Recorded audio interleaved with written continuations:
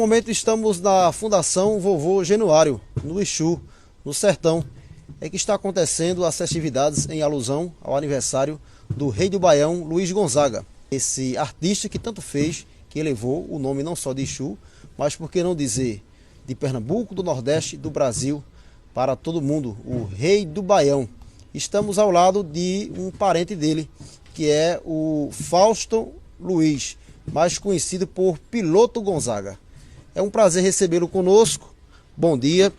E para começar, obrigado por nos conceder essa entrevista e o que representa para o senhor, para a família Luiz Gonzaga. Luiz Gonzaga representa tudo, né? Você, tio, meu tio, né? Irmão da minha mãe, foi que nos inspirou a prosseguir com essa cultura do forró, através de Severino Januário, irmão dele, Zé Gonzaga, Joquinha Gonzaga, meu irmão, Chiquinha Gonzaga, a irmã dele também. E Luiz Gonzaga era um líder na área nordestina, na área do forró. Foi um homem que decantou o sertão nordestino como ninguém. Todas as músicas de Luiz Gonzaga, a maioria das músicas você pode observar que ele sempre fala do sertão, do nordestino, do sertanejo, das aves, dos animais. E é o nosso líder. Luiz Gonzaga, a gente escuta, a gente se alimenta e a gente respira Luiz Gonzaga. Ele começou aqui no Exu, foi para o Rio de Janeiro, ganhou o mundo, mas nunca esqueceu das suas raízes. Como era o Luiz Gonzaga para a família, com o convívio no dia a dia, quando ele estava aqui, quando ele vinha aqui, quando morava aqui? Bom, Luiz Gonzaga voltou para Exu em 82. O rei volta para casa em 82. Eu gritei aqui: louvado seja Jesus Cristo! Para sempre ser Deus louvado. Seu Januário? Sim, senhor. Estou vindo do Rio de Janeiro, seu Januário. Trago um recado do filho do senhor. Mandou até uma coisinha para botar na sua mão. Quando vier de lá, traga um coco d'água para eu que eu estou morrendo de sede. Aí escutei o tibungado do caneco no fundo do pote. Tibumbo. Aí lá vem o velho, corredor afora. Abriu a janela em cima de mim. Saiu aquele ventinho com aquele cheiro meu, aquele cheiro antigo. Cabecinha branca, um silencinho, uma paradinha, me olhou, eu olhei para ele. Quem é o senhor? Luiz Gonzaga, seu filho. Oxê. Senhora, se você chegar em casa, seu corno. Santana! Gonzaga chegou! Eita, viva Deus! Menino como o diabo, irmão que eu não conhecia. Aí pronto. Entrei. Ninguém dormiu mais aquela noite. Até de manhã a casa já cheia. Toca, Luiz! Toca pra nós ver! Mas ele sempre morou na Ilha do Governador, no Rio de Janeiro. E Luiz Gonzaga é interessante. A história de Luiz Gonzaga é tão rica, tão grande, tão comprida, que Luiz Gonzaga foi salvo por uma surra. Luiz Gonzaga, quando morava aqui em Exu, que era novinho, ele cometeu uma besteira de discutir com um senhor daqui que era pai da namorada dele. O senhor não queria que ele namorasse a filha dele, porque ele era pobre, né? E aí ele foi descompor o homem e desrespeitou na feira, ameaçando, xingando. Em praça pública, isso, um dia de feira? Justamente, na praça pública, um dia de feira. E minha avó estava vendendo umas cordas de caruá, né? E aí o senhor foi lá dar queixa de Luiz Gonzaga a minha avó. A esposa do Januário. Justamente. Mãe do Gonzagão. Dona Santana. Dona Santana. E aí ela foi pegou, recolheu o material dela, levou os filhos. Calada foi até Guararipe, que dá aproximadamente 13 quilômetros daqui. E lá ela pegou Luiz Gonzaga e deu uma surra que não foi brincadeira. Ele tem aproximadamente quantos anos? Ele tinha aproximadamente Depois ele sentou praça com 28, 18, né? Era um rapaz. Ele era um rapaz.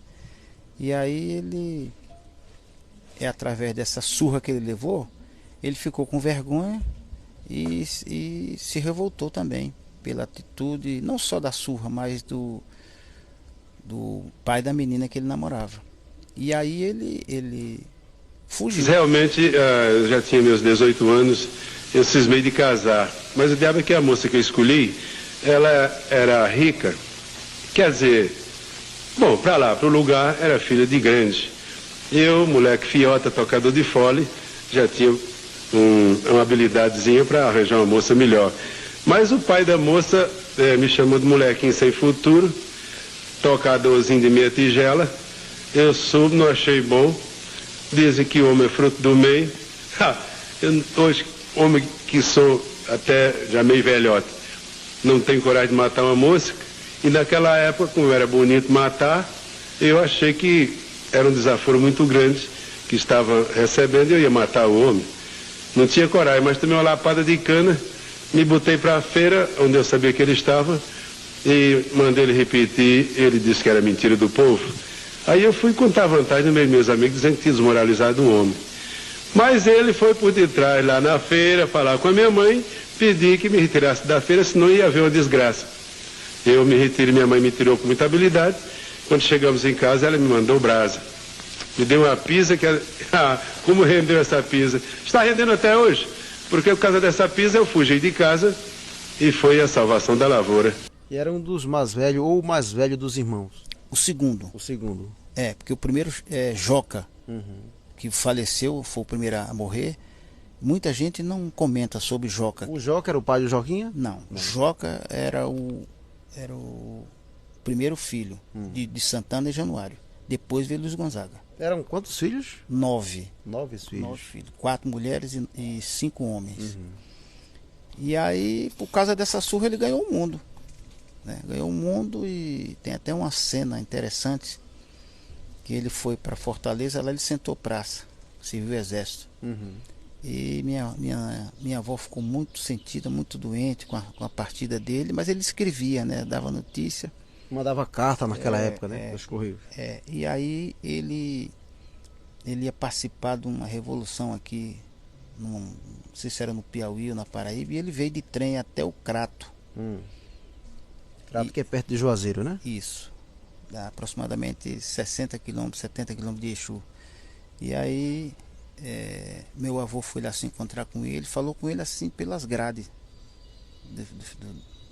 da ferrovia lá do ferro. E aí disse para ele que minha avó estava muito sentida, não era mais a mesma, porque ele fugiu.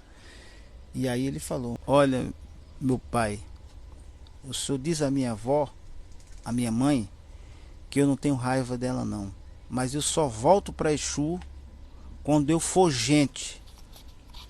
Então ele queria voltar para dar dignidade à família. Só volto para Exu quando eu for gente e poder levar vocês daqui. Ele se revoltou, né?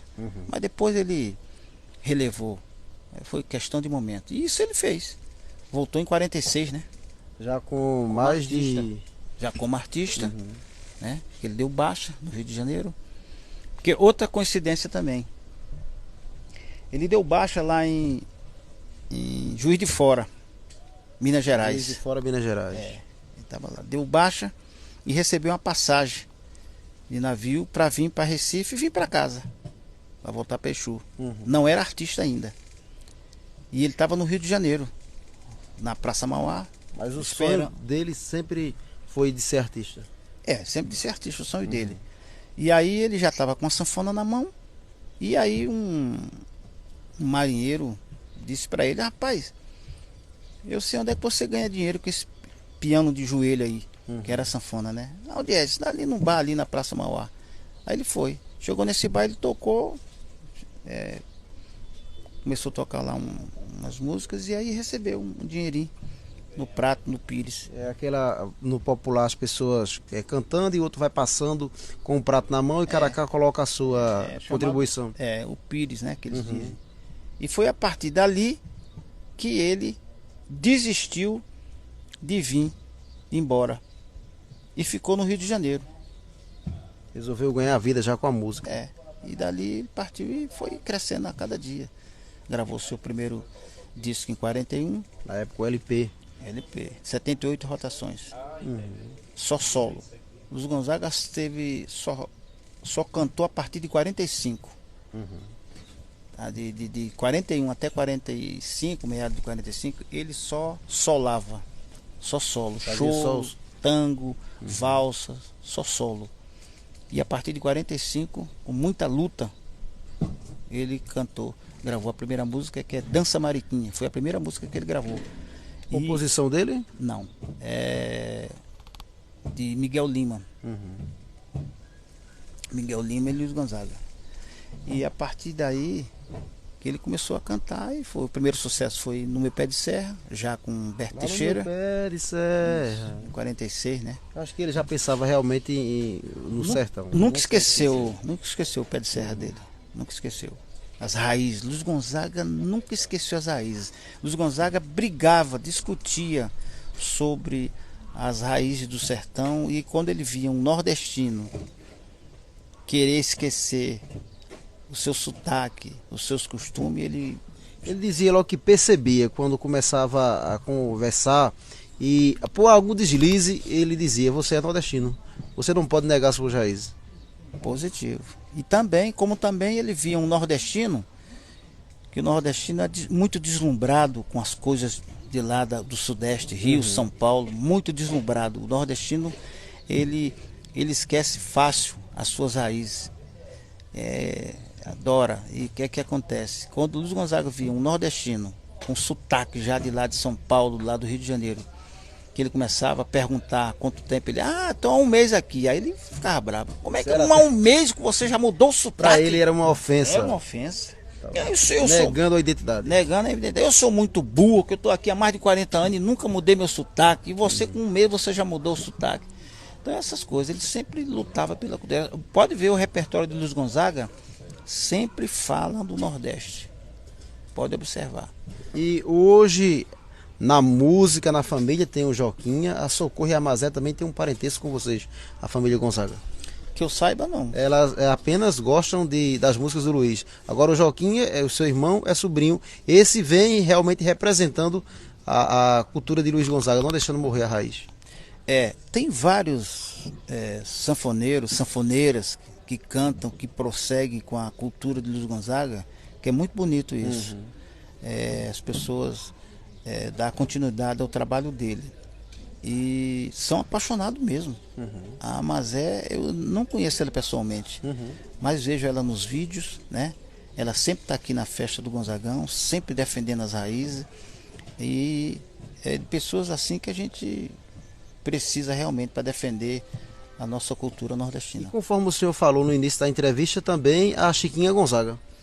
Chiquinha Gonzaga, mas ela já faleceu, né? Ela também cantou, até antes de morrer, pouco tempo, a história de Luiz Gonzaga. Porque a Chiquinha começou a cantar já um pouco já de idade, depois de casada, e depois de muito tempo que ela tinha parado, depois de muito tempo ela foi incentivada e ela recomeçou, voltou a cantar e a gravar. Porque na realidade, hoje, não tem nenhum filho de Santana. O Luiz Gonzaga não tem nenhum irmão vivo hoje. Não ser irmão, como é que se diz? Do coração. Adotado, né? Mas De sangue irmão mesmo. de sangue não tem, né? E só tem sobrinhos, né? Primos, pessoas de mais idade. Esse local aqui que nós estamos é a Fundação Januário, é uma repartição pública. Vocês estão aqui sempre abertos, recebem todo mundo, não só nesse período que vivencia o aniversário dele. A Fundação Vovô Januário, eu tive a honra de estar presente na época que ele transformou ela em fundação. Era um projeto que ele tinha de proteger um pouco as pessoas mais pobres, as mães, as mulheres que os maridos largavam, era cheio de filho, ia para São Paulo. Ele sempre se preocupou com o bem social. Sempre se preocupou. E o plano dele era esse: ter dentista, ter médico. Já tinha cogitado muitos amigos deles que era médico, laboratório e tudo mais. Mas aí ele faleceu, né? E a fundação realmente é o único lugar mais garantido da gente prosseguir com a cultura de Luiz Gonzaga. Porque aqui a gente tem a liberdade de participar de reuniões, dar opinião, realizar algumas festas culturais, etc e tal. E lá no Parque Asa Branca, que é o maior acervo, que realmente foi onde Luiz Gonzaga morou, conviveu e teve preservou esse acervo da vida dele, né? Que tem o dedo de Helena Gonzaga, a sua esposa, que conservou. Se não fosse ela, não tinha aquele acervo todo não. Que Luiz Gonzaga tinha dado, distribuído para alguém, mas ela sempre brigava para conservar. E o Parque Asa Branca é privado. Então o Parque Asa Branca tem dono, né? Mas a fundação não. A fundação é uma área pública, instituição pública que a gente pode usufruir e defender. E a família luta muito para isso, né? Para que seja preservado esse patrimônio. Justamente. Através de Joaquim e de alguns artistas como Flávio Leandro. Grande poeta, Flávio Leandro. Grande poeta, Flávio Leandro. Os sanfoneiros daqui da nossa região, que sempre estão aqui na fundação, como Cosme, de Jesus, né? Participa aqui e vamos levando. Sobre o velho Januário, o vovô Januário, que também tocava os 8 baixos. Vovô Januário, foi ali que tudo começou. Luiz Gonzaga se inspirou no pai dele. Ele consertava sanfona e tocava também nos forró, nos bailes, casamento, etc e tal. E Luiz Gonzaga foi crescendo e já acompanhando ele, aos poucos foi tocando alguma coisinha. Minha avó não gostava muito não, minha avó Santana, não gostava muito não, mas ele sempre ia ajudar e tal, e transformou a sanfona nesse instrumento tão valioso, tão importante e que hoje está na moda. Tem sanfoneiras aí tocando espetacular, tem menino aí novo, menino de 10 anos, 12 anos já tocando muito bem, porque na realidade eu sempre procuro lembrar, Luiz Gonzaga, as pessoas ficam comentando, né? Que Luiz Gonzaga, ele era um grande, começou como solista, mas Luiz Gonzaga era um solista simples. Ele não teve escola de professor. O professor de Luiz Gonzaga foi seu pai e o mundo. Então Luiz Gonzaga, a maneira de tocar era simples, mas tirava acordes lindos, né? Acordes lindos. E hoje a gente vê a garotada já bem adiantada, já tocando bem, né? Desenvolvendo instrumentos. Outra coisa também, hoje você vê um menino com 12 anos, 10, 12 anos, já está com um instrumento caro. Verdade, com a tecnologia avançada, um instrumento que... Porque as sanfonas é cara, sanfona é cara. Para você ter um instrumento profissional, é caro. E hoje a gente já vê as mulheres tocando com uma Super 6, essa mais famosa, uma das mais famosas, Juliette, a Scandale, um instrumento caro. E tá na moda hoje o instrumento. Muito sanfoneiro, muito bom. Se eu chegasse aqui procurando o Luiz Fausto, a população conheceria? Não. Só conhece por Piloto Gonzaga. Piloto Gonzaga, piloto sobrinho Luiz Gonzaga. Entendeu? Isso aí é um apelido antigo, quem colocou inclusive foi ele mesmo. O próprio Luiz Gonzaga. Ele adorava botar apelido, né? Piloto, salário mínimo, chachado, catamilho. Mas se você me permitir, por que Piloto? Segundo minha mãe, eu era gordo. Ah. Era gordinho. Aí ele disse que eu parecia um pilotinho. Isso era a característica dele. Mas sempre bem-humorado. Sempre bem-humorado. Sempre colocou apelido nas pessoas. Dominguinhos, foi ele. Foi ele que botou esse apelido de Dominguinhos. Gonzaga, não, você pode jogar. O apelido de Dominguinhos era Neném. Aí ele tirou, não, Neném é coisa de mãe, coisa de vó. Coisa de carinho com criança, né? Bota Dominguinhos. E ele botou Dominguinhos em homenagem também a um grande sanfoneiro que ele aprendeu muito as tonalidades, que foi Domingos Ambrósio, que era um mineiro lá de Juiz de Fora. Já foi uma homenagem a outro. Quando ele era militar, ele passou vergonha no comando, porque ele tocava e o pessoal disse pro tenente lá, o maestro, que ele sabia tocar, e botaram ele na banda. Quando o maestro lá pediu um bemol, lá bemol, dá uma tonalidade, ele, que diabo é isso? Não Ele sabia. sabia tocar de ouvido. De ouvido, não sabia de nada. Aí ele foi aprender alguma coisa com esses Domingos Ambrosio. Ele fazia serenata e Luiz Gonzaga carregava a sanfona dele. E foi aí que ele desenvolveu um pouco e aprendeu as tonalidades. Que interessante, né? É interessante. Aí ele botou em homenagem a Domingos Ambrosio, botou Dominguinhos. Dominguinhos. É. Luiz Correia.